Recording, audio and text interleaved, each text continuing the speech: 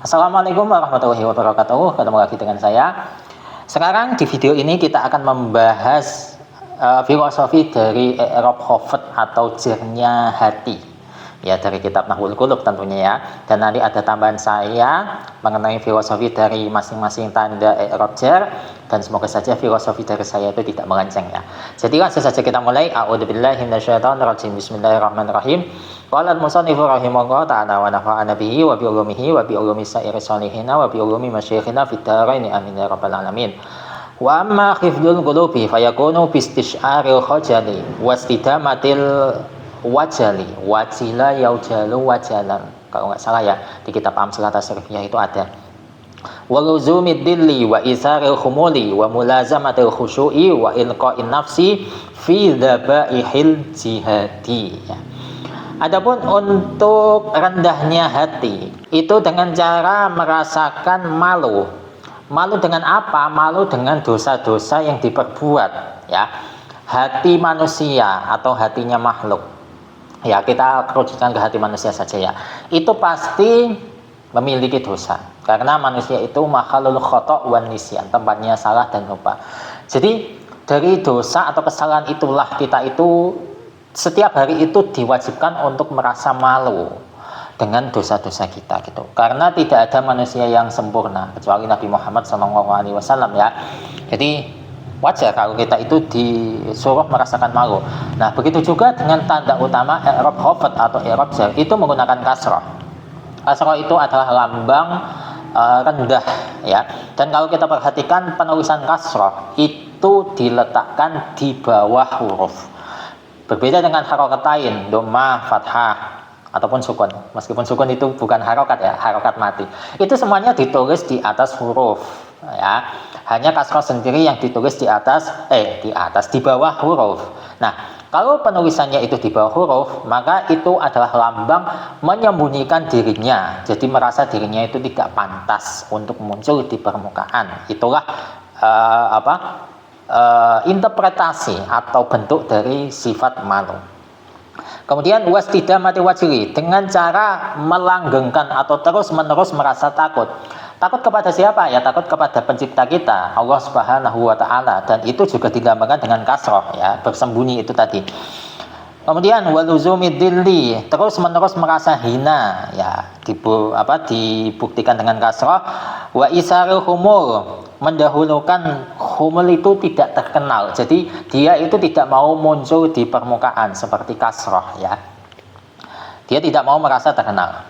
Kemudian wa mulazamatul khusyuk, dengan terus-menerus khusyuk atau tenang ya. Dia terus-menerus merasa khusyuk. Khusyuk itu adalah bentuk bahwa dirinya itu kepingin menghadirkan hatinya atau dirinya itu kepada Tuhan Sang Pencipta dirinya.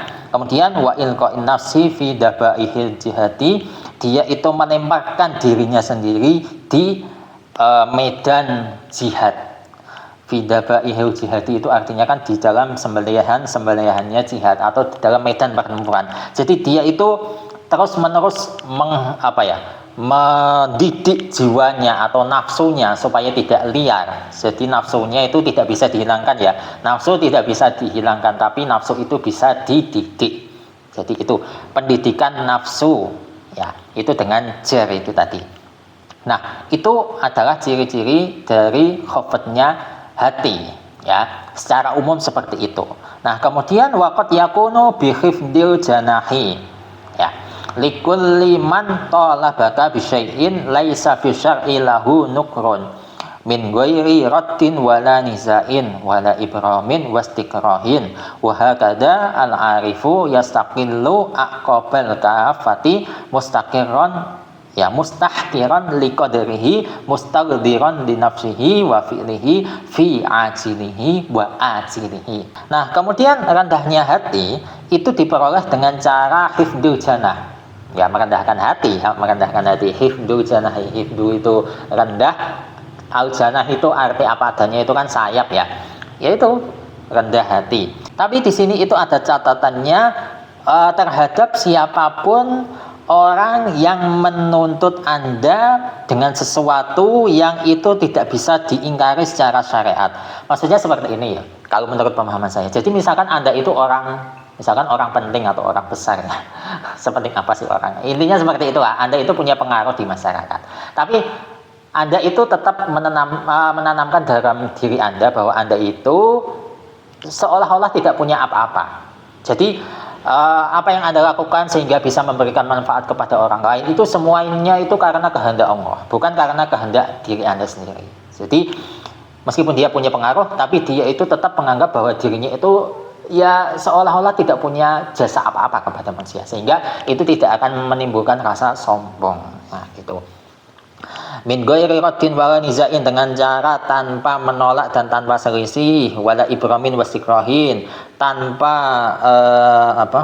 membosankan. Ibram itu membosankan, wastikrahin dan tanpa membencinya. Nah, dengan cara inilah orang yang arif, orang yang mengenal Allah itu bisa menyedikitkan atau meremehkan ucapan-ucapan yang dilontarkan kepada orang-orang, ya. Kamu ini orang penting, kamu ini orang hebat, itu semuanya diabaikan, ya. Nah, motivasinya Al-Arif itu tidak menganggap ucapan-ucapan manusia tadi, karena memang ucapan manusia itu tidak penting. Itu di antara motivasinya adalah mustahqiron liqadrihi. Jadi dia itu memandang rendah takdirnya.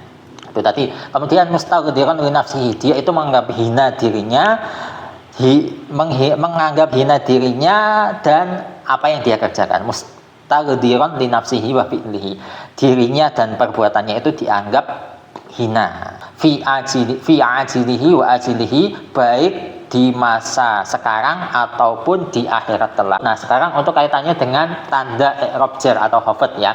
Tanda i'rab jar atau khafad ada 3. Yang pertama kasrah, yang kedua fathah, yang ketiga adalah ya. Nah, tanda yang pertama sebagai tanda utama adalah kasrah. Itu tadi penjelasannya sudah ada, clear. Kemudian tanda yang kedua adalah fathah. Ya, fathah maksudnya di sini itu fathah itu kan fataha, membuka.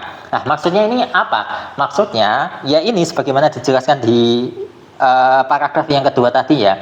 Jadi terkadang meskipun kita itu punya pengaruh di masyarakat atau punya jasa, tetap kita itu harus menganggap diri kita itu seolah-olah itu tidak punya peranan apa-apa, karena yang menggerakkan kita itu Allah. Jadi kita itu fatahan, kita itu berharap kepada Allah Subhanahu wa Ta'ala supaya meskipun jasa kita itu besar di masyarakat, tapi kita itu memohon, ya Allah, jangan sampai apa yang saya kerjakan ini itu menjadikan saya itu sombong.